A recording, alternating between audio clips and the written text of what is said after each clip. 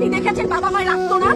অভিশাপ আসমান কাঁপে, আপনাদের কাঁপে না? তার কাঁপে না?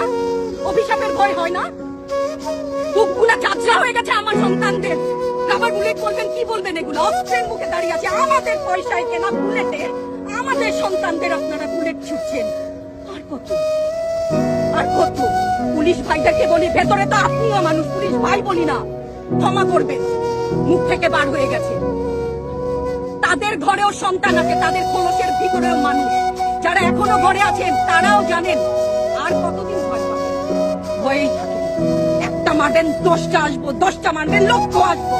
সারা দেশের মানুষ, মা বাপ সব একসাথে তারা ওদের সন্তানকে মানুষ করার জন্য আমাদের কাছে, শিক্ষকদের কাছে পাঠিয়েছিল। কি জবাব দিব?